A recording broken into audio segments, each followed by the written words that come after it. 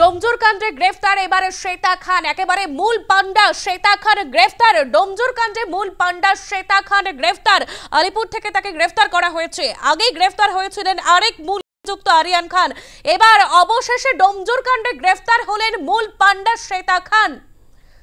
এবার ফুলটুসি ওরফে গ্রেফতার শ্বেতা খান। ডোমজুর কাণ্ডের 5 দিনের মাথায় গ্রেফতার শ্বেতা খান।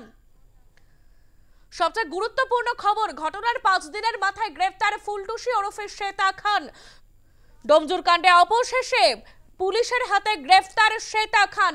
আগে গ্রেফতার হয়েছিলেন তার ছেলে আরিয়ান খান, আর এবার অবশেষে গ্রেফতার হলেন শ্বেতা খান।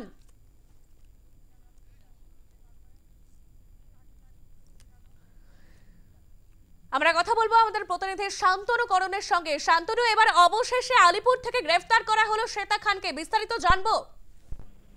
একেবারে দেখো, মূল অভিযুক্ত যেই তরুণী নির্যাতনের ঘটনায় সোদপুরের যে যাদের বিরুদ্ধে অভিযোগ ছিল, একে একে প্রত্যেকেই গ্রেপ্তার হলো পুলিশের হাতে। প্রথমে আরিয়ান খান, তার ছেলে অর্থাৎ শ্বেতা খানের ছেলে গ্রেপ্তার হয়, এবং এক নাবালিকা মেয়ে অর্থাৎ শ্বেতা খানের নাবালিকা, তার বিরুদ্ধে অভিযোগ ছিল তরুণীর পক্ষ থেকে।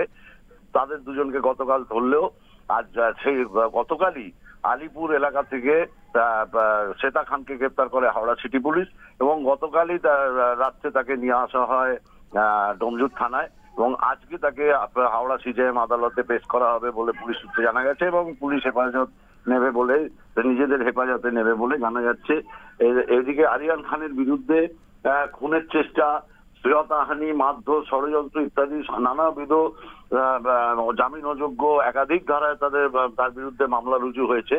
তবে শ্বেতা খানের বিরুদ্ধে এখনো পরিষ্কার নয় কি মামলা রুজু হয়, এবং আদালতে পেশ করার পরই জানা যাবে তার পুলিশকে যে নিজেদের হেফাজতে যদি নেওয়ার জন্য আবেদন জানায়, সেখানে আদালত কি অনুমতি দেয়, সেটা নির্দেশ দেয়, সেটাই দেখার অপেক্ষা। তবে মূল যে 3 অভিযুক্ত ছিল, মূল অভিযুক্ত শ্বেতা খান, তার ছেলে এবং তার যে আরেকজন মেয়ে, যে বাড়িতে 3 জনই মিলে অত্যাচার করেছিল, যে তরুণীর অভিযোগ ছিল, প্রত্যেকেই গ্রেপ্তার হলো পুলিশের হাতে।